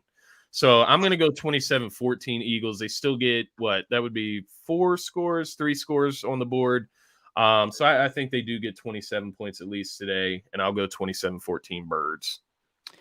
I'm going to go Eagles 23, Washington 17. I know that kills my 6.5 if I do go that route, but I'm going to go 23-17 Eagles win. Sweet. Love that. Get your young weapons involved. That's exactly my point there. Just get these guys involved. Let's see what this offense looks like fully fluid and working. They got them 31-10 Eagles. Okay, so that's a big W, and I'm with it. This is a big day. We can clinch a playoff spot. I would love to do it in that type of fashion. Let us ride throughout the day comfortably, right? I guess before we get out of here, Dylan, we definitely want to talk about Pigskin Picks. Yeah, man. You can get in on this as well. So we got the Pigskin Pick graphic up here. As you can see, our picks, our locks, and our upsets are in for the day. So I don't know. Do you want me to go first, Dylan, or you want to dive Yeah, go ahead. First? Okay, so I'll dive into mine first here. Obviously, my lock, I do have Buffalo over Atlanta today. Buffalo is a 14.5-point favorite. My main reasoning for that, obviously, Buffalo is a better team than Atlanta, but Buffalo still needs to win these last two games. They have some very favorable matchups down the stretch here. They just need to lock their division up. They need to lock that playoff spot up. And what better way to do that than to follow up and get a W against Atlanta after a huge W against New England? Yeah, my lock of the day is the Pats over the Jags at home. The Patriots have lost 2 in a row, maybe 3 in a row. Yeah. Now they had a nice hold on first place in the AFC East. They were the number 1 seed, up until like week 14 or something like that. And then all of a sudden, boom, lose 2 in a row. No longer in the lead for your division. They'll take care of business today. There's no way they lose to the Jags. Yeah, I like that, especially the Patriots coming off of 2 losses there. They need to get a W as well for the same reasons that Buffalo. They need to stay in the playoff contention, right? It's getting really tight in the AFC. As far as upset for me, as you can see it on the screen there, I got Cincinnati over Kansas City. Kansas City obviously is the 4-point favorite as of right now. I don't know if the lines have changed since last night. That's what it was last night. There was a lot of, I guess before I dive into Kansas City and Cincinnati, there was a lot of opportunity for upsets this week. I like the Dolphins and Titans game. I think that's an opportunity for Miami to upset the Titans. Raiders and Colts, not so much anymore if Carson Wentz is going to be playing. Eagles and Washington, I think Eagles will take care of that. Rams over Ravens, that'll take care of itself. So the other one I'm looking at, obviously, is yours, Dylan. So you have Arizona and Dallas in there. So I'm looking at that one. Which by the way, I'm not overly confident in Dallas, obviously coming off a 56-point performance. They're looking to maintain the number 2 seed in the NFC East. They're at home, so they don't want to lose. But Arizona, I know they're struggling badly without D-Hop. Yeah. But they're on a downward trend right now, dude. Yeah. Like if they lose this week, you realize if they lose this week and the Eagles win, week 18, depending how, I don't know who Arizona plays in week 18, and obviously the Eagles at Dallas, both of those teams could win 10 games. And Arizona started out 8 or 9 and 8-0, however they started out. Something like that. They're at what? They're at 10-5 right now, right? Yeah, they're 10-5. I saw against comment here. No, but your Scotty is. I wish this game was at 4:00 because I would love to watch this game. Man. It's got the biggest, not playoff implications. Both teams are going to make it, but I think it's a very nice test for both teams, and more specifically the home team in Cincinnati. Like even if you lose today's game, but you compete with Kansas City, if you can slow down Mahomes and company. That's big for your confidence heading in. But yeah, I'm going to go with the Cardinals over the Cowboys. Not only my hatred for Dallas, obviously, but the Cardinals, they got to win a game at some point. So, I mean, damn. Yeah, I'm with you in the thinking that the Cardinals, they just have to turn it around at some point. Like, and what better way than to shock the Dallas Cowboys in a game where everybody has the Cowboys exactly another NFC contender. So I'm with you there. We'll see. It's kind of a pick'em game in that sense, I don't believe Dallas is a 6.5-point favorite in that game. It is in Dallas, but I don't know. I can see Arizona winning the game. They run the football, and I think that's something that's been missing out. They were going against the Colts. Who was it that they lost to before the Colts? They lost to a really bad team, so I'm not going to excuse them there. The Lions. I'm not going to go there, but the Colts have a really good defense, so we'll see how that works out. But as far as Kansas City and Cincinnati, for me, this is like one of those games that we were talking about earlier in the year with Cincinnati and Joe Burrow. It's like one of those barometer games to see how good they really can be. I talked about it as a signature win for Cincinnati if they can pull it out. They've had a few this season, but this would be the signature win. This is that win that lets you know they're serious.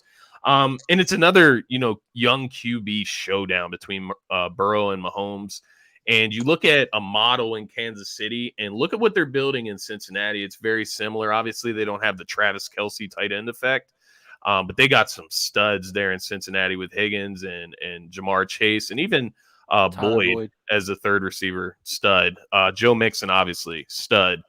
So they're stacking up there in Cincy, and this could be a huge game for the Bengals to really make some noise before heading into the playoffs. So Jason, I just want to get your opinion on the upsets there. What are your thoughts regarding those two games? Well, I actually honestly like all your picks. I mean, you guys do a tremendous job on the show, by the way. Just wanted to let you guys know that. Appreciate it. I absolutely love Turf Talk. Like, you guys have great chemistry, and it's just fun to be a part of this. So appreciate that, Jason. I look at that. I mean, we'll go kind of down the line, I guess, real quick. I know we're trying to end the show, but Atlanta, Buffalo, I definitely could see that obviously being a lock. I mean, I don't see Atlanta. I think they've kind of packed it in at this point. I know that I don't think their playoff hopes are going anywhere. Obviously, Calvin Ridley being out for the year has really killed that team. He was their playmaker.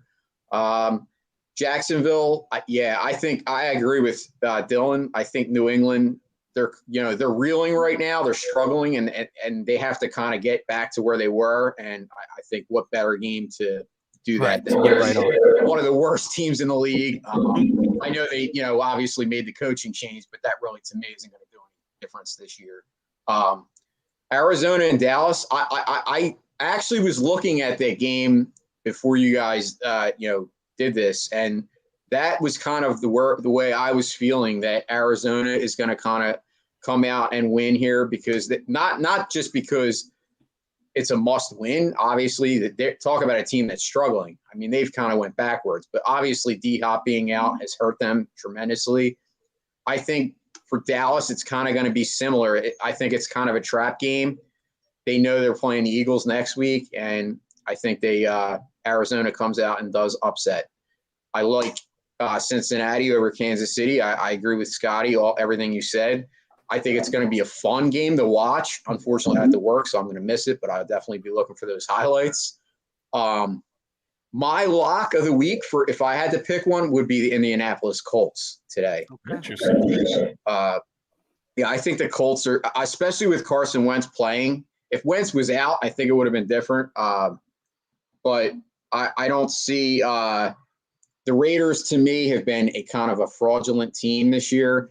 I don't know what it is with them, because I like Derek Carr. I don't think he's actually he's not one of the best quarterbacks, but he's not bad.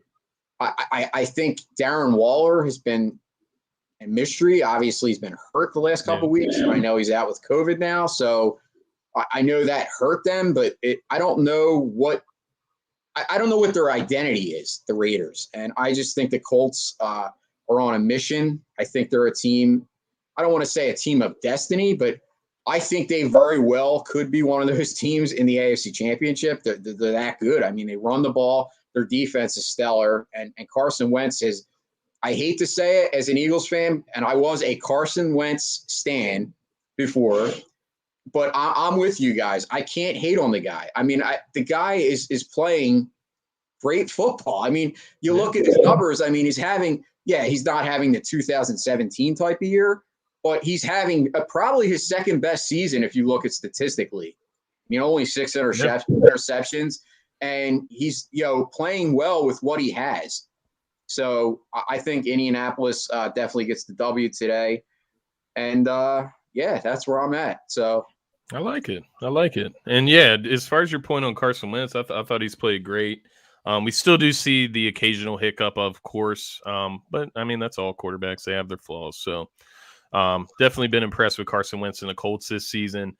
Really quick before we get out of here, I had another question pop up here in my phone. So I got a pick 2 to start. So we got Mike Evans, Amari Cooper, Hollywood Brown from Baltimore, and Brandon Cooks. We only need 2 to start. So we have Mike Evans. He's playing against the Jets today? Yeah. We got Amari Cooper versus the Cardinals. We got Hollywood Brown versus the Rams. And then we have Brandon Cooks versus the 49ers. And before you guys answer that question, I do just want to, tap into George's comment here. He really does like Dylan. You don't like me, George. It's offensive. Given how long we've known each other, George, I thought we had love in our friendship. I thought whenever he comes over from, the UK, we would have a beer, that type of thing. But he likes Dylan, so cheating on me there. He was already cheating with Phil, so now it's like a double slap in the face. But start two. Amari Cooper, Mike Evans, Hollywood Brown, and Brandon Cooks. Mike Evans worries me because of the injury. Obviously, a hamstring could pull him out at any moment of the game. Also, the fact that, the Bucs should be able to run the ball, like Sam said, against the Jets. The Bucs should be up early against the Jets, and maybe they're not throwing the ball as much and as often. That's why I'm staying away from Brady. I might go Cooper and Cooks. I agree with George on Cooks. He's the number one target in Houston. Obviously, I don't trust Davis Mills whatsoever. But he's going to get his targets. He's going to get catches, and he's got big playability. I just the Evans hamstring scares me, so I guess Amari Cooper. And what, Hollywood Brown will probably get Jalen Ramsey? Yeah, and what, Lamar's not playing, is he? No, he's not. Tyler Huntley. I would stay away from there. Yeah. So. Yeah, I tend to agree. Though the thing with Cooper that kind of scares you, I guess, is obviously the other weapons, but you kind of got to pick your poison here. I think I would probably go. I'm leaning against Evans as well, just because came out that he was going to be limited as well. So it's not even just that he's questionable or that he has a hamstring injury, but they're also going to be very cautious with him as well. So I would probably lean Brandon Cooks, Amari Cooper here.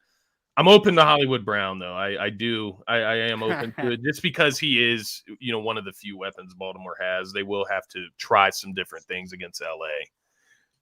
Well, thank you, George. I'm glad we could clear that out. I just wanted to I've known George a long time since I started this shit, so I was going to take a little offense to that. I appreciate that, George. Jason, what do you got? Yeah, I think the one he hates is me, but that's okay. We're all Birds fans. That's I know. We love each other. We all love each other. It's all in fun.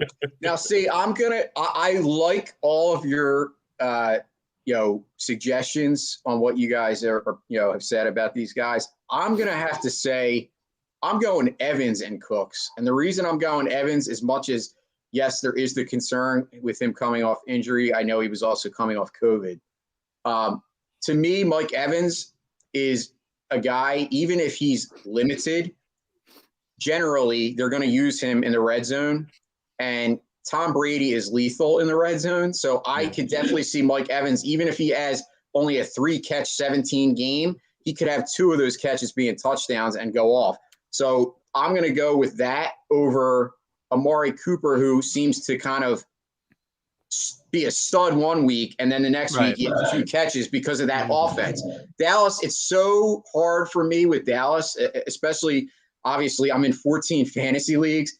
I have Cooper in like 3 of them, and it's been so rough because he started off the year, like, I remember the first 3 games he had like 40 points each game, and then since then it was like he did nothing up until last week. So for me, with that Dallas offense, it generally is, it kind of rotates. Like CeeDee Lamb is the guy, and then it's Amari Cooper, and then it's Michael Gallup. So which, by the way, I would love Michael Gallup in Eagles green. If I could get him, he'd be a guy I'd target. Yeah, not to get on that train, but no, I think Hollywood Brown is kind of the guy that's like a home run guy. It's either all or nothing. Yeah. And the problem with that with Tyler Huntley, not that Tyler Huntley can't play, because honestly, Tyler Huntley's been better in his last 2 games than Lamar was in like 5 games in a row. But I just think that with that offense, if you looked at the way it's trending, Mark Andrews has become the absolute go-to guy every week. I mean, he's getting 30 to 40 points a week in fantasy. So if I'm going to go, with anybody in that offense, it's going to be Mark Andrews, and that's probably it. Brandon Cooks he's like Mr. Reliable. I mean, especially on a Houston offense that has nobody. So Brandon Cooks, even with Davis Mills, I could see him getting like 8 catches for like 80 yards. He might not score. Yeah. That gets you 16 points right there. So I'm going definitely Brandon Cooks and Mike Evans. Cooks versus Devo today, huh? Oh, yeah. Deebo Samuel, man, another stud this year. Wow, what a great. Where does he go next year? You know, obviously in redraft, like where does he fall? Like, is he a first round pick now because he gets used as a running back and a wide receiver? He gets touchdowns in both worlds. Like, where do you pick Deebo Samuel now? Yeah, I don't think he'll be a first round pick, but he's definitely going to be maybe late in the second, top 6 wide receivers. Definitely, like it's going to be obviously Justin Jeff. I mean, obviously dynasty, it's Justin Jefferson number 1. Yeah. You know, a Devontae lot of people Adams. are saying Cooper Kupp, but the thing is, Cooper Kupp and Adams are still on that older side of the line. But I don't buy that. Like, I'm not. Some of these guys in dynasty, they're like, stay away from them. They're at the 30-year clip. No, they're both receivers that kind of started later. It doesn't mean that I think they're just getting into their prime now. If you look at their numbers the last couple of years, Devontae Adams is not going anywhere. I don't care what anybody says. Even if Rodgers is out of the picture, wherever he goes, he's a stud. So he, to me, is probably him and Kupp are probably the second and third off the board. And, you know, I would say Deebo's right there in that next line of guys. Like, man. You know, Speaking of dynasty, I really hope no one bought into Michael Thomas a few years ago.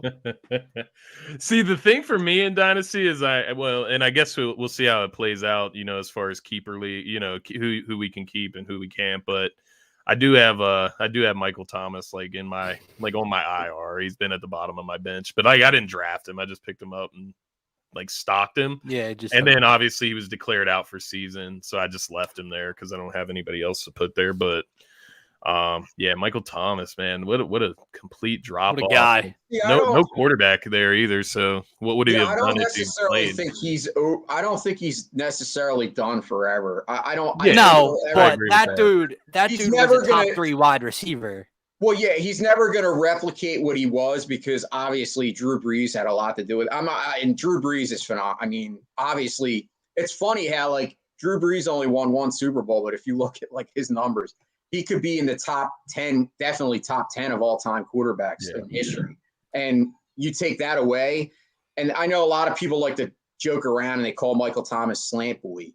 I mean, I saw Michael Thomas make quite a few deep plays as well. He's not just a slant guy, but I agree with Dylan. He's never going to be the upper echelon guy that wide receiver one.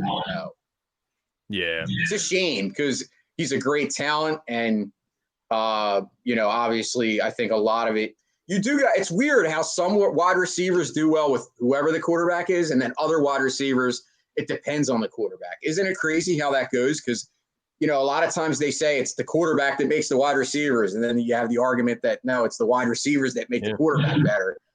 And I think you want to kind of be in the middle there. You don't want it to be either or. You want to kind of have guys complement each other. Yeah. Like Jerry Rice 100%. And Joe Montana. Because they both complemented each other. Another young receiver that entered that conversation or re-entered it, I guess you could say, would be A.J. Brown because he got a multitude of targets last week at a huge game. So he's another guy in that young echelon of wide receivers in the league. But I love A.J. Brown. George said he didn't see Allen Robinson in New Orleans once Thomas is traded. Interesting. So I don't, as far as that, man, if Allen Robinson did that, what the hell is his problem with going places without a quarterback? he must hate playing with good quarter. I'd rather Allen Robinson come to the Eagles and actually, make Jalen Hurts. I hope so. I wouldn't mind it. But anything else, guys, for today? I know we've been on here. What, for the hour and 45th minute? I mean, let's just go to noon at this point. Let's go for the 2-hour mark at this point. Scotty's ready to drink. Yeah, I'm ready to drink, guys. But no, it's been a ton of fun today. Obviously, we'll do this again as we get closer to the playoffs. It's always open invite. Anytime, Jason, obviously, you already know you're part of DSM, but welcome on the show any Sunday. We love to get down. This was our biggest Eagles pregame show of the year, Scotty, and hopefully if everything goes as planned today, we'll have another big pregame show. Have another later in the it'd be nice to have 4 biggest preseason. Well, pregame shows. That'll be going into the Super Bowl, right? Well, no, we have 2. Hey, Yeah. If we get into levels of, obviously this is looking way too far ahead. If we get into levels of playoff games, like I would even consider doing a live show, obviously barring COVID, where we could do it, together live. Oh yeah. But just for that playoff berth, I would do it for that game alone. But if we're talking about second round, definitely got to do something live. But Yeah. I would love to do something live for the just to get us together. Obviously, we probably won't be able to do too much with listeners live, but us as DSM hosts, we could get together in person and bring a full got the round handy table. dandy. The handy dandy soundboard over here. We'll make it work somehow. I like it, but yeah, guys. So we all got the George. birds winning. I'm ready for beer. My cup's empty.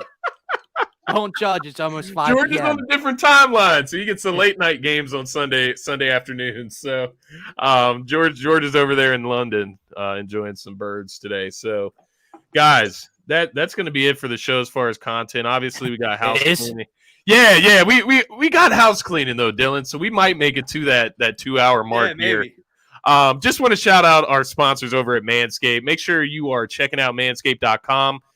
We got a plethora of codes over here at DSM Media that you can use to get 20% off and free shipping. The one associated with this show is going to be TURF20, TURF20. TURF20 is going to get you 20% off and free shipping at manscaped.com.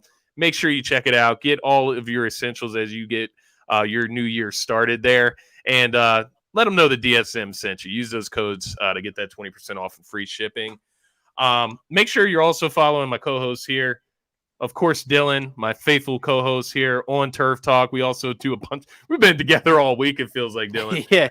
Make sure you're following Dylan. This was show number 4 this week for you. Number 4 together this week. That's why the chemistry's so right, Jason. Yeah, there you go. Make sure you're following Dylan at DylanJD98 on Twitter. Of course, make sure you're following me at Scotty Drown on Twitter. And, of course, follow our guy from DSM Media, Jason Voorhees, at Mustaine3651. Make sure you're following him on Twitter for all of his hot takes. He also said that the Phillies should trade Bryce Harper. So I knew that was coming. That's your most famous tweet, Jason. Oh man, I got lights falling and shit.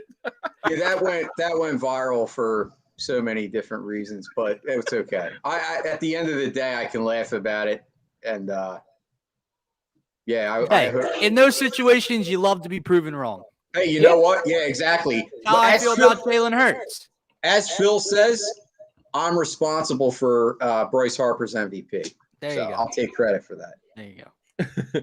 Before we get out of here, I do just want to. George said he's not in London. Excuse me. I'm very sorry. I didn't mean to generalize there or anything like that, George. I'm correct. I know he's in Europe, the UK. So excuse me for getting it a little confused there. I apologize, George. I don't mean to offend. But guys, let's get out of here. Let's go pregame for the show. I know, Dylan, you've already been pregaming, but I want to join the party here. Let's get out of here. For myself,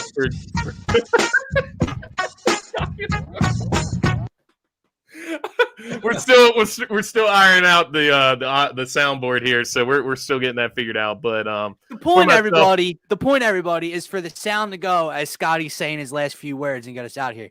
Scotty laughs every time I hit a goddamn button, so the timing's been very off. It has. But let's try this one more time. Let's do it.